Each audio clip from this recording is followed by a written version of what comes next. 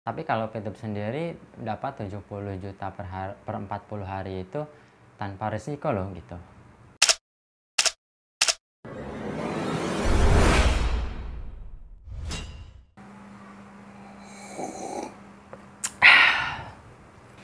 Hai, kembali lagi dengan saya Wahdi Wahab, channel yang selalu berusaha memberikan informasi-informasi yang bermanfaat buat teman-teman semua.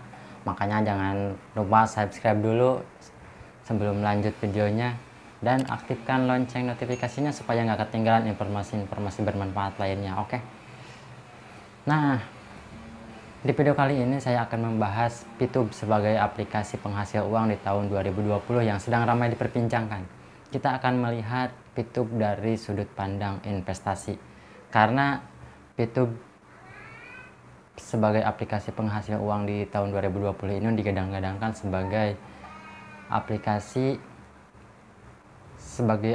atau bisnis yang bisa dijadikan investasi baik jangka pendek maupun jangka panjang. Nah, dari pengertian investasi itu sendiri kita lihat di Wikipedia. Jadi pengertian dari investasi itu sendiri itu kayak semacam kita menanamkan modal baik secara langsung maupun tidak langsung ke instansi atau ke apapun itu dengan harapan balik modal berikut keuntungannya. Kira-kira sederhananya seperti itu.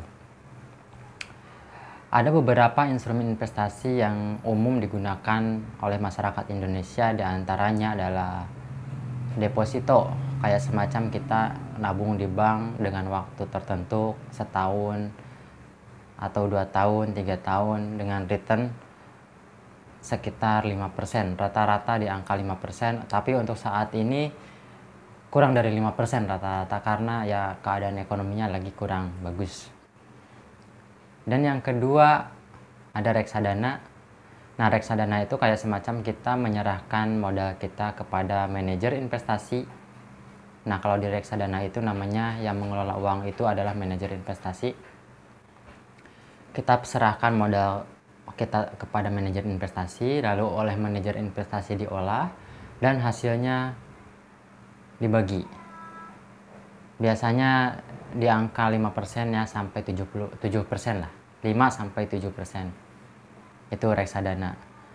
Dan selanjutnya ada lagi obligasi. Obligasi itu kurang lebih sama cara kerjanya.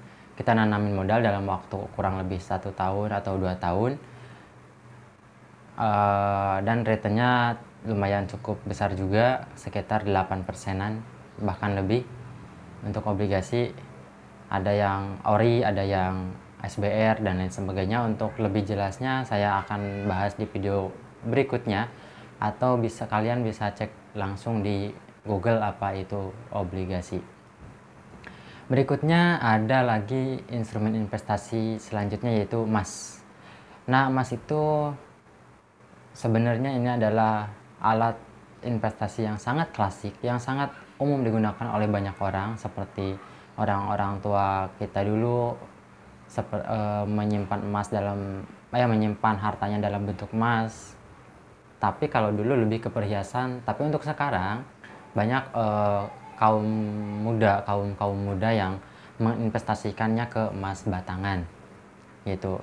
Bagaimana returnnya emas? Kalau returnnya emas itu sekitar ya 10-20% per tahun.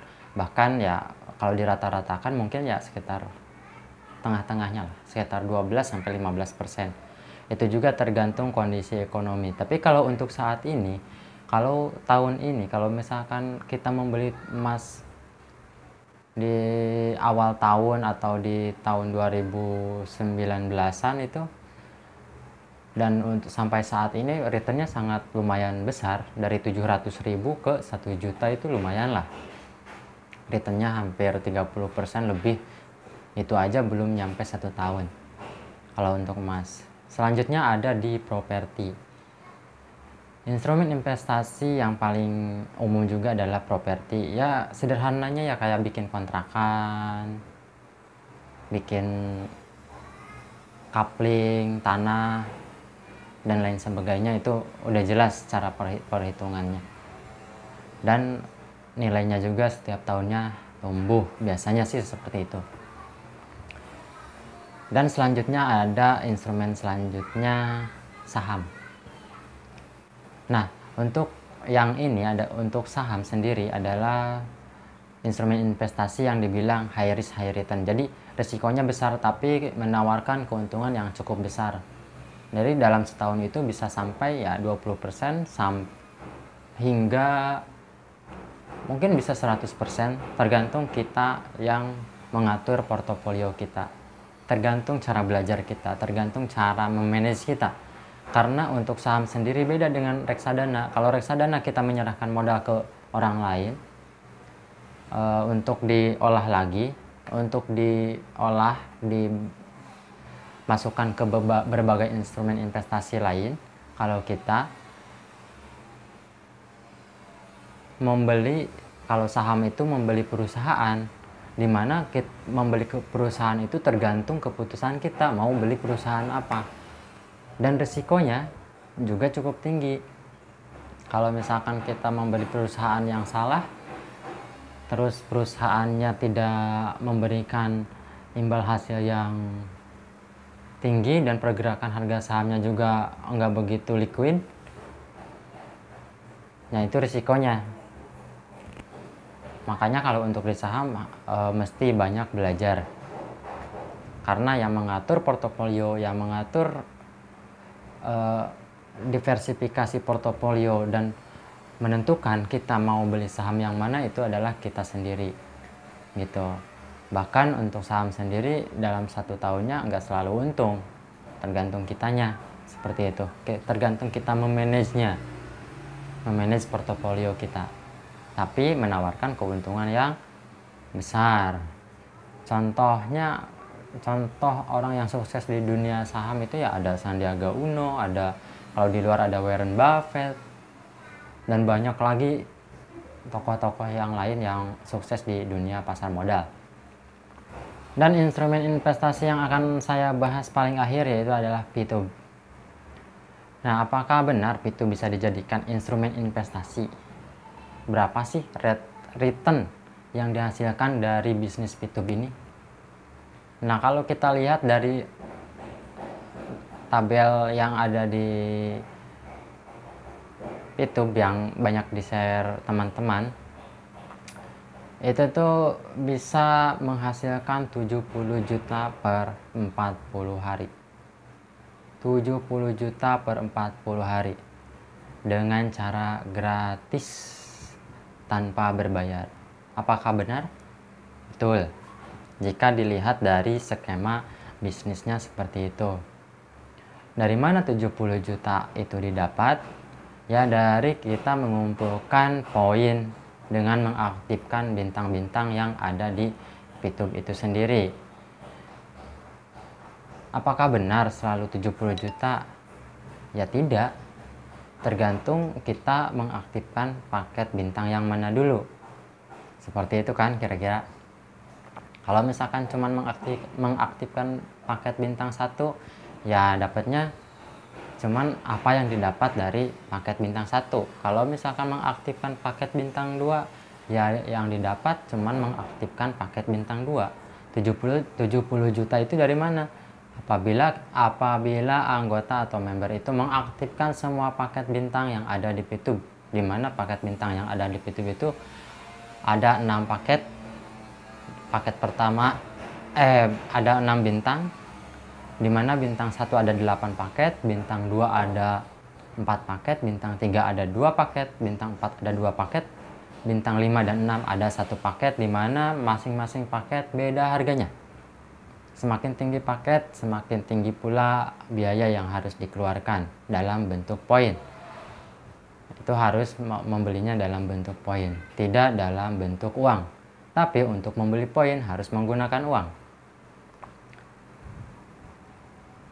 Misalkan paket bintang 1 10 view point kali 8 paket, jadi 80 view point untuk membeli paket bintang 1.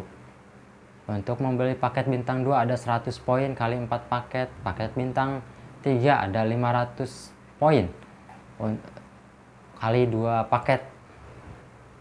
dan seterusnya. Nanti saya ada kasih gambarnya di sini. Seperti itu. Nah, kita nggak terlalu banyak bahas itunya, tapi apakah benar bisa nggak VTube dijadikan instrumen investasi? Kalau kita melihat dari yang tadi saya sebutkan, kayak dari deposito, obligasi, reksadana, saham, dan lain sebagainya, itu semuanya bisa dijadikan instrumen investasi. Kenapa? Karena ya pertama, legalitasnya jelas, payung hukumnya jelas, dia semuanya di bawah OJK, terdaftar di OJK, dan cara perhitungannya jelas, diawasi juga oleh LPS untuk yang kayak deposito dan untuk deposito dan tabungan kayak gitu. Kalau untuk saham kan ada bank kustodian, ada OJK, ada KESAI, ada KEPEI, istilahnya gitulah. Banyak lembaga yang memayungi instansi tersebut. Tapi kalau untuk VTube sendiri, nah untuk VTube sendiri itu sebenarnya, ini persepsi saya itu, ini pendapat dari pribadi saya, sesuai riset saya juga sih,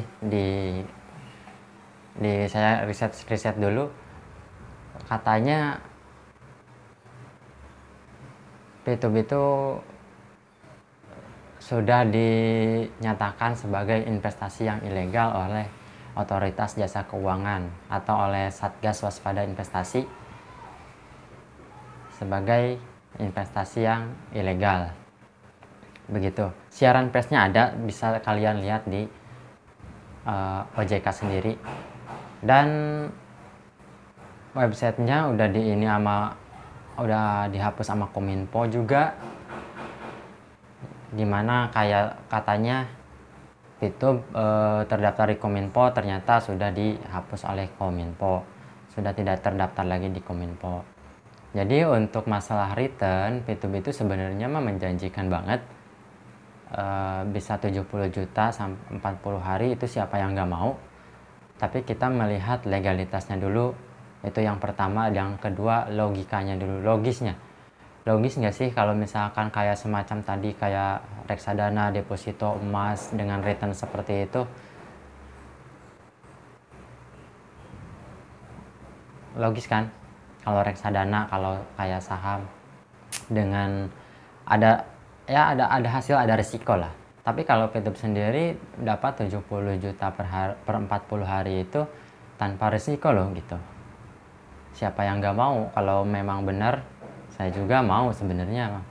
Cuman dari legalitasnya dan logisnya kebetulan kurang dapat kalau menurut pendapat pribadi saya. Itu saya kembalikan ke teman-teman. Kalau misalkan udah terlanjur gabung, silahkan dilanjut dan buktikan hasilnya. Kalau belum, silahkan. Kalau belum gabung, silahkan pikir-pikir dulu, dilihat dari logika, dari legal dan logisnya. Kalau misalkan legal oke, logis oke, lanjutkan. Kalau misalkan legal no, kalau misalkan logis no, lupakan. Saran saya sih seperti itu.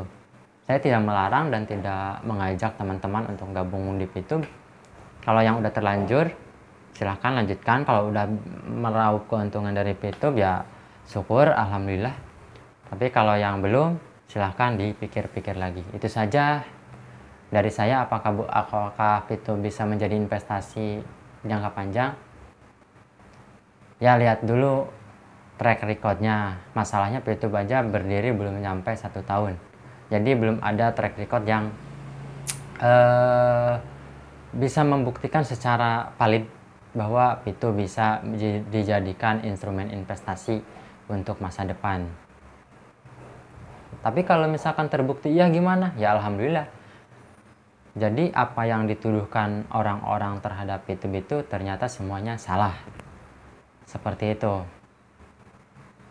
Ya mudah-mudahan apa yang dituduhkan oleh semua orang itu ternyata salah, dan selamat buat teman-teman yang udah gabung, udah menjadi member VTube, mendapat return yang begitu fantastis dari VTube. Nah itu aja dari saya. Mudah-mudahan ada manfaatnya, dan oke, jangan lupa subscribe ya, biar nggak ketinggalan informasi-informasi yang bermanfaat lainnya.